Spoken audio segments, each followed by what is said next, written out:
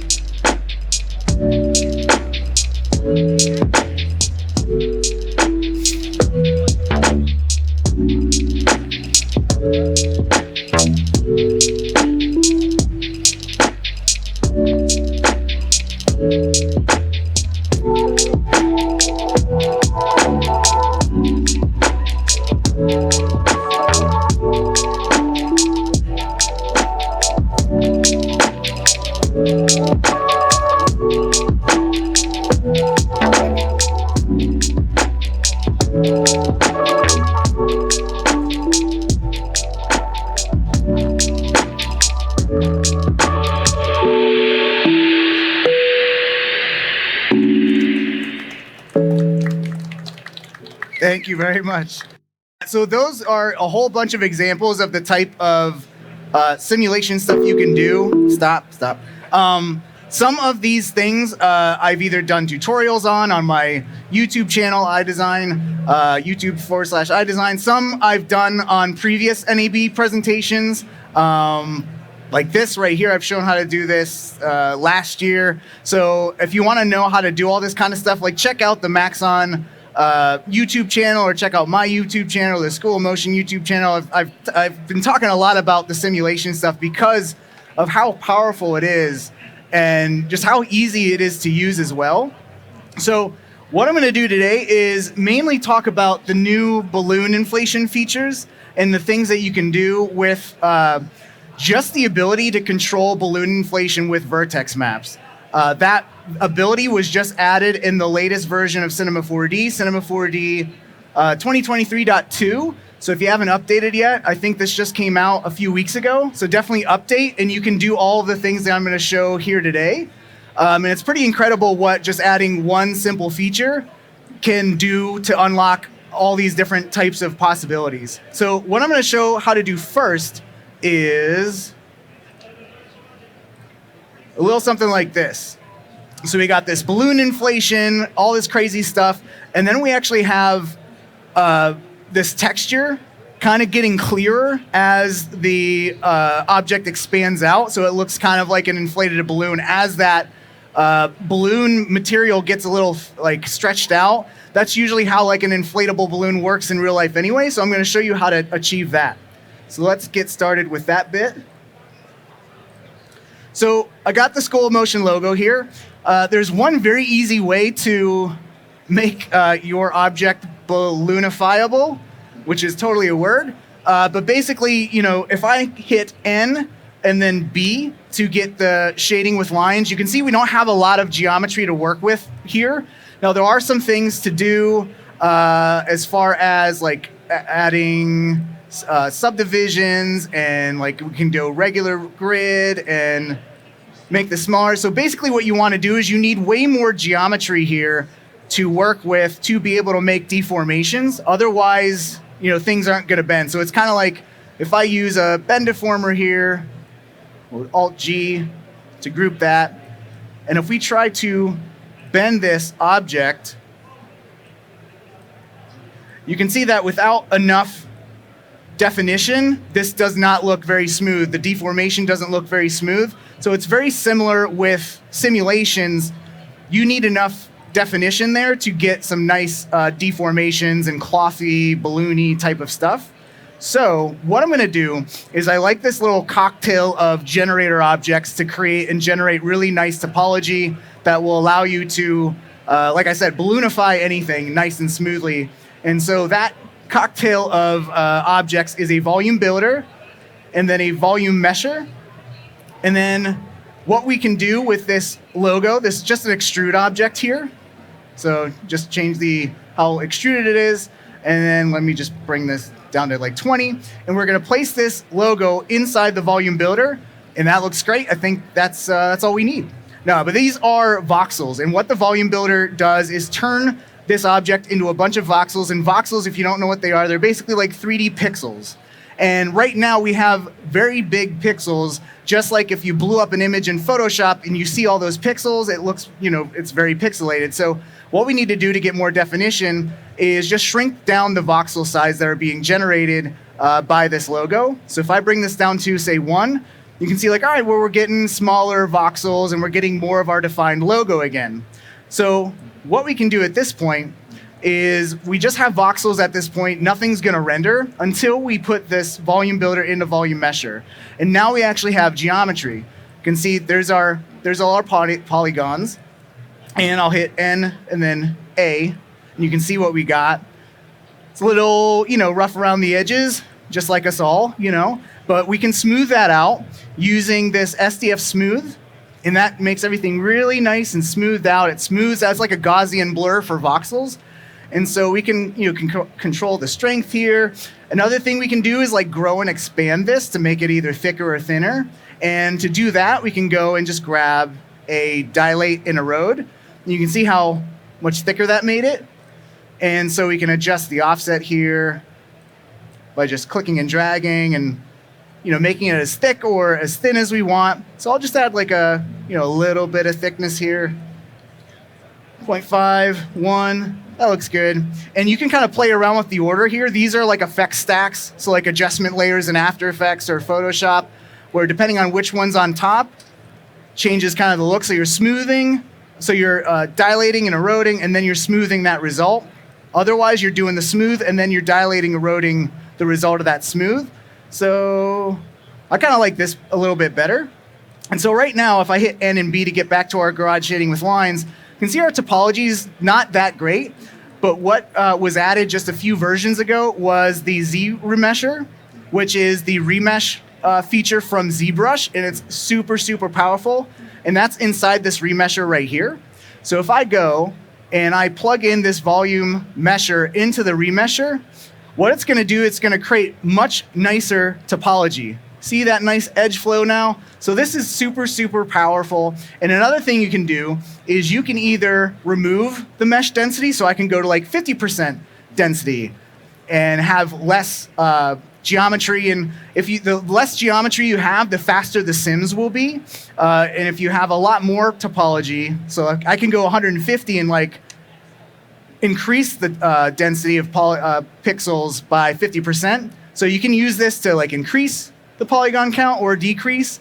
And the cool thing about this is you can kind of keep this live, because when you make your cloth sim, you might figure out that like, oh, I need more definition, so I need to up the polygon count. So you can kind of keep all this live. So Siri's talking to me for some reason. Let me go and bring this down to 60%. And let's just start with this and see what 60% looks like. Another thing we can do is, because this is an extrude, we can actually make the symmetry in the Z, so this actually generates quicker, because now it's only retopologizing. I said that wrong. But you're doing the front and then mirroring in the back. So anytime you change this mesh density, it will happen much faster because you're doing the symmetry on the Z. And so now what we can do is we can start to have fun. Let me get to garage shading with outlines. We can start having fun with dynamics. So to balloonify this, we're going to go to simulation tags and balloon. So there's a nice little balloon preset. And basically what the balloon does is it applies this cloth tag. And you can see there's all these different, like in the new simulation system, everything's kind of unified. So whether you want to do balloon, you want to do cloth, you want to do soft bodies, it's all under the same thing. So if you go to balloon, and I hit play, so that's just automatically activated by using that balloon preset. So I'll hit play, and everything falls to the ground. And so what we're going to do is we're actually going to turn off gravity, because we don't have to play by real world physics here. So I'll hit Control D and go to my simulation project settings, go to scene, and then just zero out gravity. Okay, and so now if I hit play, we're just floating. Nothing's actually happening, because when we do this balloon, the overpressure value of 1 isn't really doing anything. That's like your starting point, okay? And I just made, I already have this project length, timeline length much bigger, so we can see the simulation over 10 seconds. And so if we want to see some inflation, we got to go above this value of 2, or value of 1. So if I put in overpressure of 3, we got this really cool balloony inflation. So what this is doing is basically filling this with air pressure and kind of like, pumping this logo up, which is really cool. And this expansion time is basically how long does it take for the overpressure to go from the default state to this new value. And why that's there is because if I do an expansion time of like 2 frames and hit play, whoa, kind of janky. So that's why you want to kind of mess around with, how fast you can get away with this kind of stuff. And you can fix all these little things there by going into the expert settings, like the actual project settings of the simulation, make it more accurate. And I'll get into that a little bit later. But for right now, let's just bring this to an expansion time of 15. So this will go to fully inflated to the overpressure value of 3 and 15 frames, so half a second. So another thing we can do is if we want to kind of create wrinkles, we can do 2 things. So we can go into the surface here, and we can up this bendiness value. So the bendiness is basically how apt is this object or the particle, because it's all particle-based physics. This is going to say how much are those particles going to like try to bend and like crease over each other. So if I bring this value like, to 100, you might be able to see, hit play, might be able to see a little bit more wrinkles. So you can see a little bit there. But what we can really do to create even more wrinkles is to allow the object, the mesh, to grow beyond its original size. So to do that, we can up this target length value.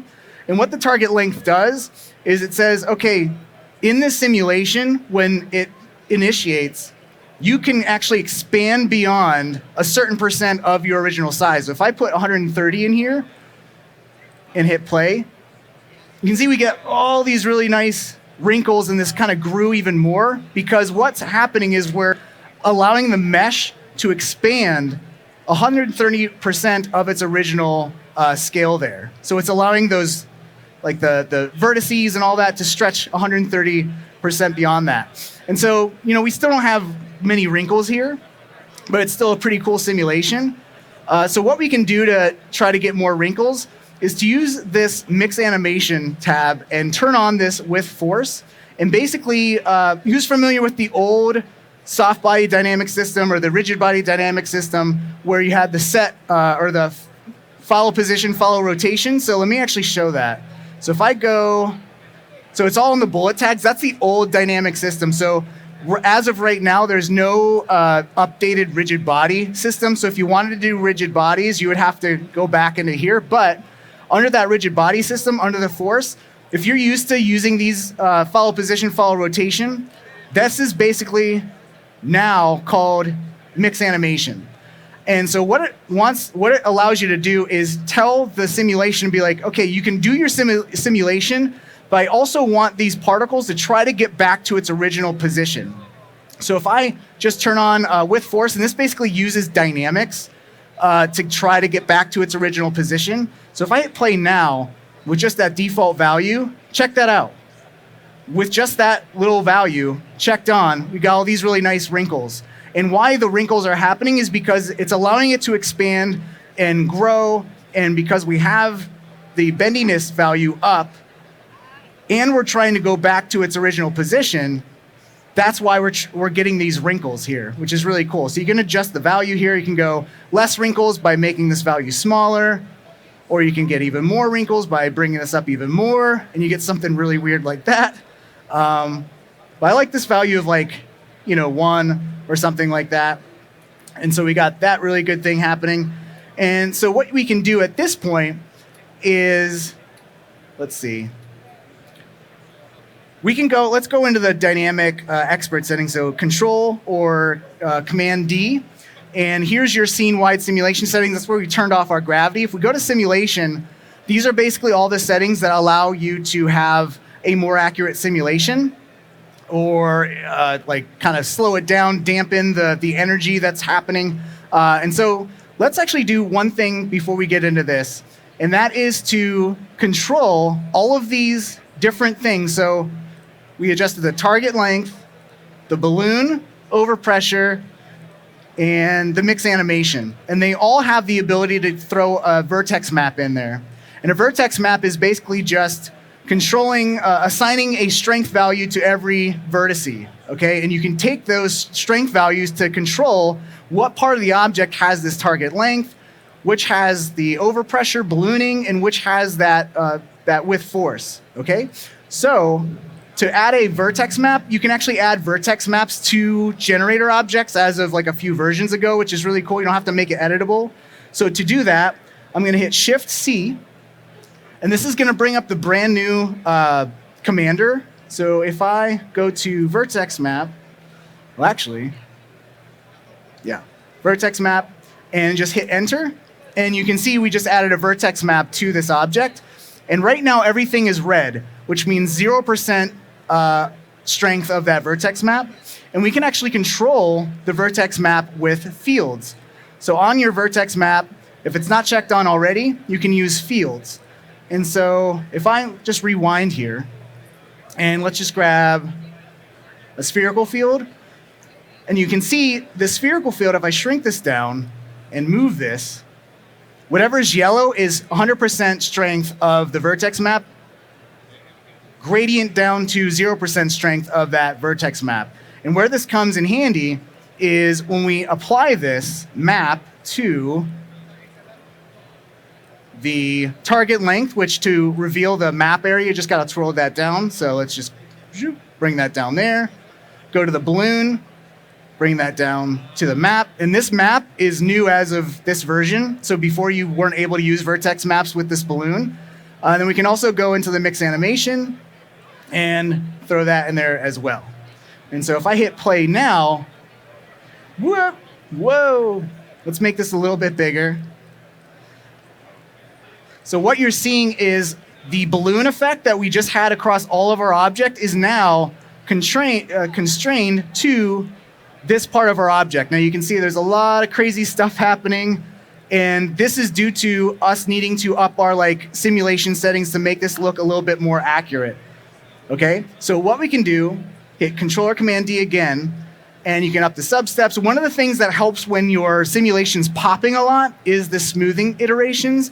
And this just is basically like smooths out the particle sims, tries to prevent all those little popping and glitches and stuff. And another thing we can do to make this look like it looks a little bit more underwater effect is up this damping value. And it basically just, the higher this value is, the more apt that this is going to remove the energy of those particles causing the sim. So the higher this value, the more this will be a little bit more underwatery feeling.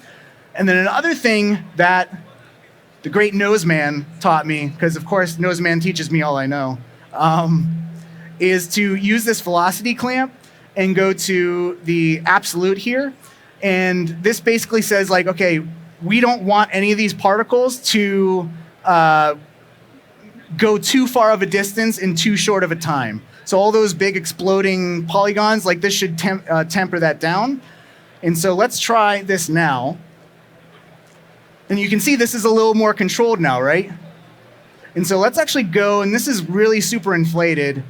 Let's maybe go back to the balloon. And so all this overpressure value, why this is so huge on this side is that all that pressure is on this side of the object. So we can kind of bring this back and just inflate this part. And now we can start to move this around and move it slowly. Like I'm moving the spherical field slowly. And so we got something like that going on. So you can keyframe this spherical field and get this really cool like inflation effect over time. And I've actually seen like on the NBA playoffs, they're using this kind of like cool balloon effect for the like NBA logos. It's pretty crazy how quickly studios and stuff can use these tools that just got updated. But so we don't have to just deal with just one spherical field. We can do multiple. So I can go back into this vertex map. I can create another spherical field. And so in this spherical field or in this field area, think of these as like layering masks in Photoshop or After Effects. And so you can use all these different blending modes. So max is basically like your add blending mode or your, yeah.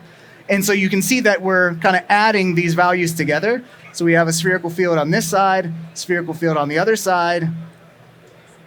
And so now we can animate two of these. So I can grab both of these, rotate them around. Got this kind of cool stuff happening. And this is like, I literally just kind of set up a few things and you got this like really cool simulation like happening pretty nicely live in your viewport. So let me rewind. And so we can get even more fun with this. Instead of using spherical fields, we could totally, let me delete this spherical field. And let me change this spherical field into a, where is it? Linear field. And I'll hit T for scale, shrink this down, and you can kind of do like a wipe. So I can kind of like whoop, wipe on the inflation and kind of wipe it back and like kind of shrink it. So let's actually delete the linear field. And the one thing to get this kind of vibe is to use just a random field. So if I go back in here, let's go to our field. Let's go to random field. And the noise that I found that works really good, and basically that's all a random field is doing, is applying like a turbulence, or not a, what's the thing in After Effects? Like a turbulence, what's it? Fractal noise. There you go. Thank you, Frank. Brain fart in that. So this is basically like your fractal noise in After Effects. And so we can adjust the scale of that noise, and we can change the type of noise we want to use. So fractal noise has like a few different types. We have a lot more different types of noises in here. So Voronoi 1 is not only fun to say, but it's also a really great one to get like little bubbly kind of effects. So it's like almost like this honeycomby kind of thing. And so we can increase the scale here a little bit. And we can also animate the noise by adjusting this animation speed. So we can bring this to like, let's try 20%, and let's just hit play. And so you can see whatever's red, remember red means 0% strength and yellow means 100% strength. And let's actually go back into our balloon settings and let's increase the overpressure here. So we got that. And what we can do now is we can just adjust this basically, noise. So we can go into the remapping here. We can kind of add some contrast. We can kind of multiply this or bring this down.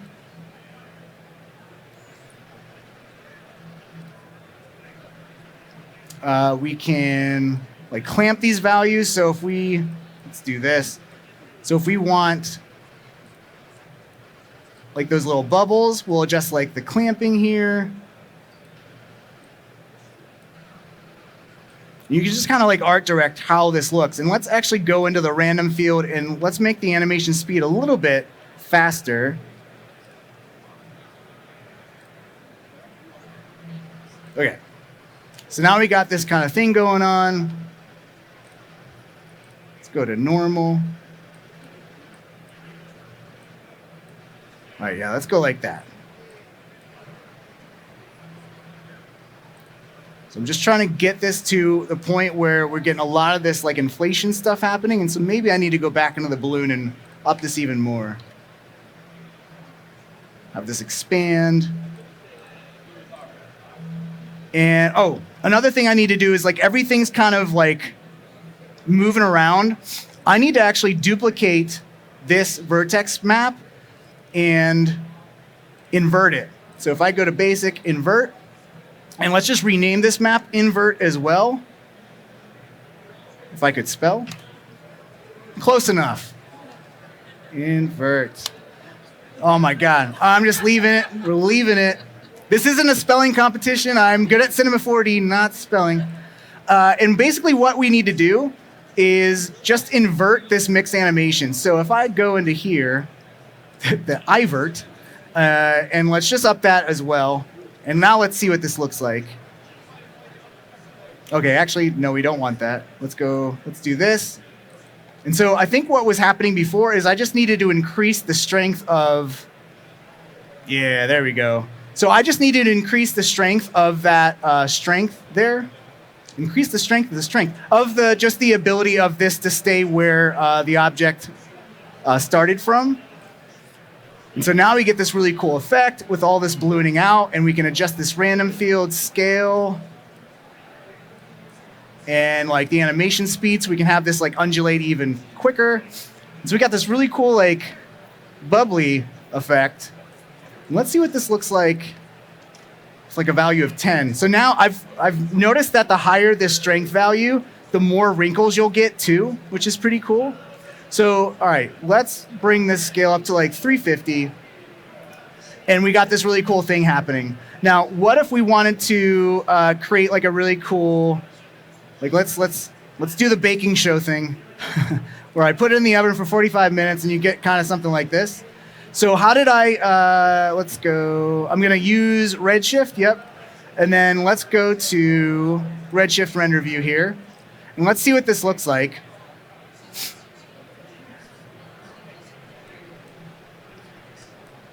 Let's make this, that's very big. Fit window. And so you can see what I did here is let me zoom in. Where the inflation is the most, you can kind of see through it a little bit more, that texture.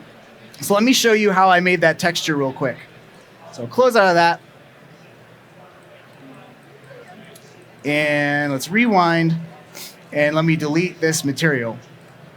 And what we're going to do is, again, something else that's super cool in Cinema 4D, just all the versions, is they're constantly updating the asset manager. And so if you've never checked out the asset manager before, check it out. This new content always has new content.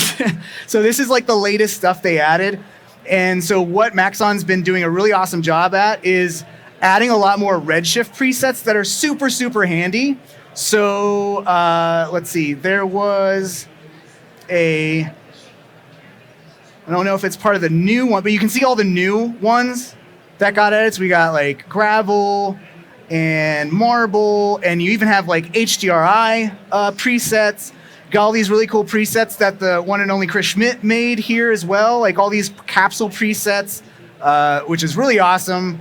Definitely check out Rocket Lasso to learn more about those, but there's all these really cool like a studio backdrop preset, which is awesome too. So instead of creating your own like backdrop and adjusting it like it's its own primitive object now, which is super cool. So if I put that in here, see there's like a little backdrop. You can adjust the rounding, the height. Anyways, getting sidetracked.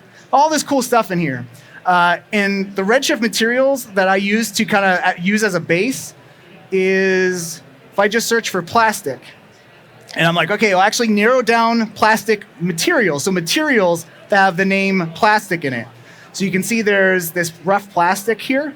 So this is what I started out for the base of the material. So I'll just go drag and drop that on the remesh there. And I'll close out of the asset browser there. And if I click on this material, I can just change the color really easily. So love yellow. So I'm just gonna just use yellow here. Something like that. Mac and cheese vibes. I don't know why I'm thinking that. Maybe I'm hungry. But now what we can do is go into here. We've got the new node system. We can, let me actually bring up the Redshift render view. Hit play. Let's actually dock this over here. Cool. And so what we need to do is make it so when I hit play here, play right here, that when this does its simulation and starts inflating, wherever the vertices are stretching out the most, I want that to be transparent. And how we can do that is actually very easy. So I'm going to run the simulation to a point where we got a lot of stretching happening. So like right there. That's and right there too. We got a lot of the polygons, a lot of the vertices stretching way beyond their initial position there. See that? Let me just zoom out. So I'll zoom into right here. Okay? And what we can do at this point to get this looking clear, actually, I guess it didn't really matter. So what we need to do is use what's called a tension tag. And what a tension tag does is creates a vertex map based on how far away vertices are stretched from the initial position. So unfortunately, to do this, though, I need to make this editable. So I just went through and played that whole simulation for no reason. So what I'm going to do is I'm going to bake the remesh. I'm just going to go right-click on it, go to current state to object. And so now this just kind of baked down that remesh and everything. And so I can just turn these off by clicking and dragging downwards and turning off all these generator objects. And you can see all these tags are still applied as well. Let me delete the Redshift tag. And so now this is just balloon logo. And now we can run the simulation yet again. Let me just pause that, hit play. And, I think I have to update the vertex maps maybe? Let's see. Play. What did I do? See this, vertex map. Vertex map. Let's see, what did I do wrong? Let me just delete these and let me go back. And I'll just command click and drag. Yep, good geometry. There we go. I don't know what happened. Oh, I think maybe because the random field didn't translate over or something. So now we got our inflation again. Again, I'm going to let this run. Got this really big expansion happening. Big expansion down here.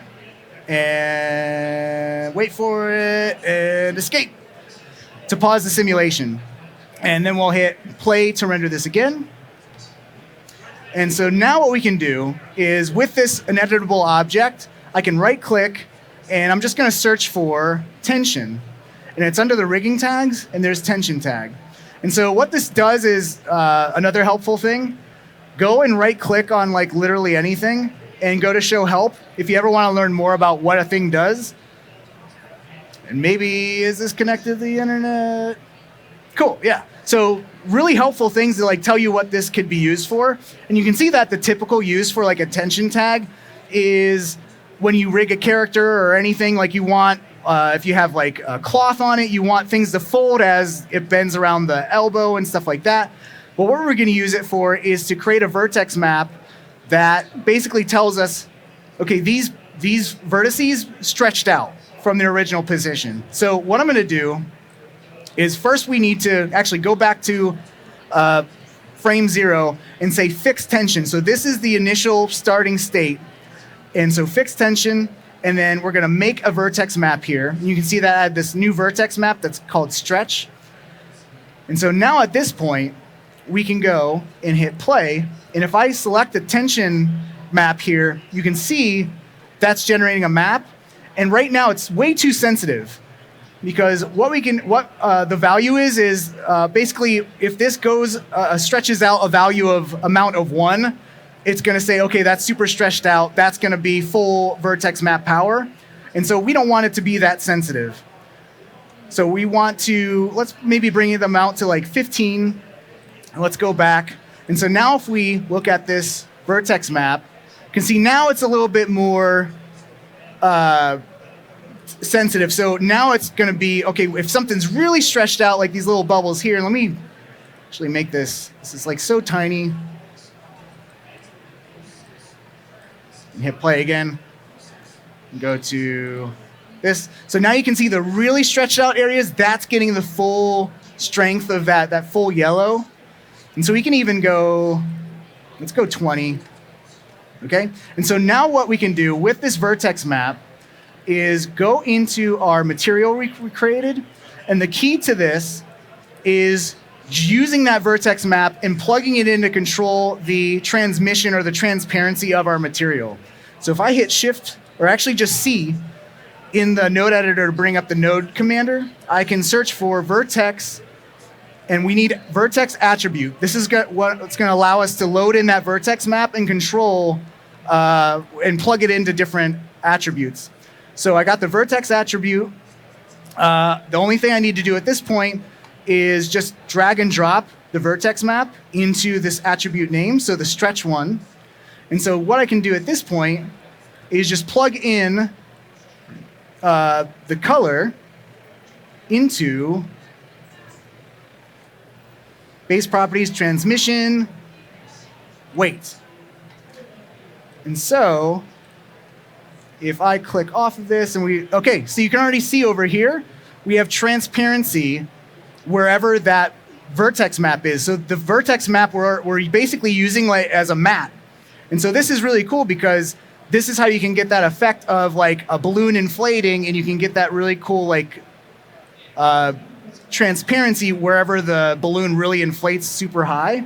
So we can adjust this a little bit here too. We can throw in I'm going to hit C again and throw in a ramp. Now I like to use the scalar ramp. And what the scalar ramp does is I'm basically going to like remap these values. Let's go to Alt Input and then plug this in the weight. And what this allows you to do is basically use right down here a curve editor, like a spline curve editor, to like remap those values and kind of see what's going on over there. Let's maybe bring this down. You can see how like now this is creeping in a little bit more. So you can remap this and adjust this and art direct the heck out of it to get the transmission that you want, which is super cool. And another thing we can do is go into the transmission over here in the standard material node, and then go down to the transmission, and we can actually choose like what color we want for that transmission. So if we want to give this like a little yellowish or even orangish hue, we can do that. We can also add a little bit of roughness to it, so like 0.2, and this will get like even blurrier. This updates, yeah, oh yeah, that's looking really good. 0.1 maybe. Yes. So that's looking really, really nice. And you can also change the scatter color as well, which is like what color is going to show up in the scattery bits, like where the light's getting scattered more. So very subtle stuff. Let's maybe go 0.05. And then another thing, the chef's kiss is turning on subsurface scattering. Now subsurface scattering, say that 5 times fast, is basically if like you put your finger, like you have your phone and you turn on the light coming through, that's subsurface scattering. Okay, so that's basically what you're creating. Hopefully everyone online saw that. So we're gonna just turn that on. So I'm gonna hit 1 to turn on that full weight. And we're gonna change, yep, that's what we want. And so now everything's gonna turn white. So this is the color of our object. And so actually I want that same color that we had here. So I'm just gonna right click, copy, right click, paste. And you should see where we were before. And so now what we can do is adjust this. The scale is basically how much light can penetrate through your object. So if we bring this to like 6 and keep an eye out over here, whoa. So we're seeing a lot of light coming through, okay? And that's a little too much. And this is like, this value will change depending on the scale of your object. So you can see, just bringing it back a little bit, like that looks kind of nice. Maybe 2. And so we're just letting a little bit of light in and making that like really nice balloony effect.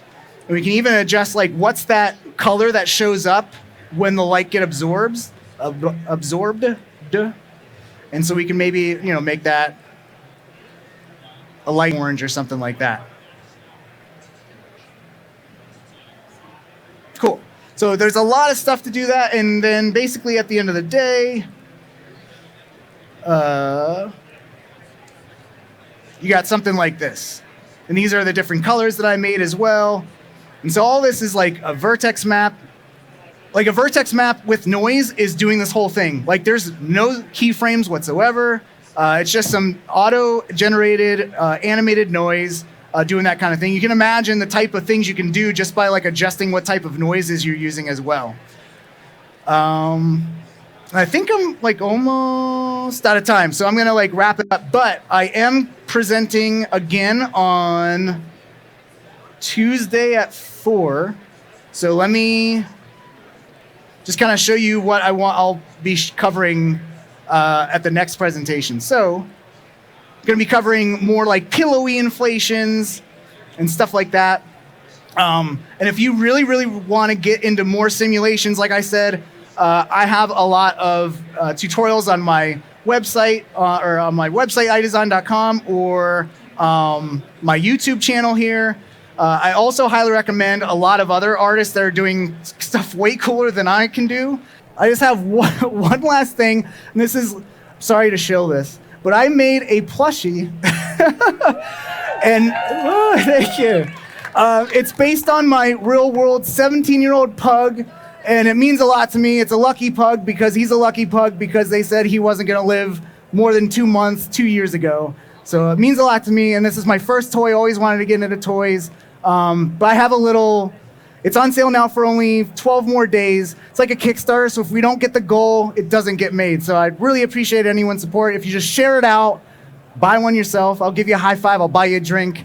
Yeah, so let me play a really goofy video for that. This is a behind the scenes of how we made the plushie. Wanna see how we made the pug plushie? Okay, let's go. First, we sketched out the plushie design. I'm not only a very good boy, but a very good artist too. Next, we worked with Makeshift to create a finalized prototype design. We did have a few rounds of revisions to get the plushie looking perfect. Can you make the eyes even bigger? We then got sent a prototype that we inspected to make sure it had maximum levels of quality and cuteness. Isn't it just the handsomest little puggo? Just like me. And that's how we made the Lucky Puggo plushie that you can adopt and cuddle today. Aren't we just totes adorbs?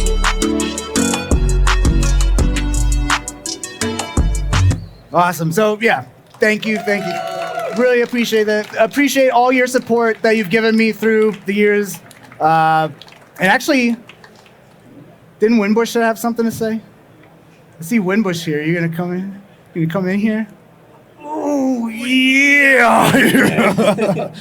So we got one last thing to show. You got a video to play, right? I don't know. Do we have time? What do you got? I mean, we got time for Q&A. So All right. we'll be doing Q&A. What do you got? All right. Well, we'll just announce real quick. Artists always have to stay on top of the latest tool. We got a Winbush Unreal course coming to School of Motion right there. I'll play this later, but yeah. So anyone wanting to learn Unreal and use Cinema 4D and combine that together, definitely check that out. We'll be giving out QR codes and stuff throughout the day. So if you want to learn more about it, come hit up either myself or Winbush here. But super excited to get that out. Got a lot of work, makes a lot of cool stuff in Unreal, and you get a lot of what-ups in there. And we're also going to be on the Design Animation Tour as Yes. well. So go to that. That's go to DAT to find out all the cities that we're going to be at. So I'll be traveling all over the U.S., Canada, Europe with these guys. So if you enjoyed what you saw here, there's going to be a lot more just coming to a city near you. So we do have some time for questions. So any questions for EJ? Right here, JC, what do you got? When you use the tension tag to color it, why did you use the tension tag to make the vertex map as opposed to using the one that was driving the simulation? Yeah, you want to repeat that? Why didn't I use the random field to drive the mask? So it's a good question, and I actually did a comparison. It's way different because the random field isn't exactly like one-to-one with the values. So the tension tag actually does a better job of, like, if it stretches out really big, like, it actually does a better job, makes a better vertex map. So if I have time, let me actually show this really quick. So, because I thought the same thing. I'm like, I could do this or I could do the tension, and because I don't like making things editable, I'm like weird about that. But let me show you. So that's the tension. How did I screw up my view here? So let me close out of that, and let's go to, there we go. So that's the tension map. That's the random. So it's a little bit different. See how it's like a little more blurred out? And so if you you could adjust this, but I just found better results and more concentrated results with the tension tag. See how, like, there's nothing over here, and on this, there's a little bit more spill, and you could adjust the, the remap and curves and stuff. But yeah, I just found the tension tag did a little bit better job because you're actually looking at the stretched out geometry and generating a map. So it's very subtle. Like, my initial render had the random field, and I was like, that looks fine. But then I was talking to Donovan. He's like, try the tension tag too. And I was like, oh, this is slightly better. So, but you can do either or. So that's a great observation. Yeah. So yeah, either or, but I just kind of like the one better. Let's give another round of applause for EJ Hassenfratz. Thank you, Stay everybody. tuned. Thank you, Maxon.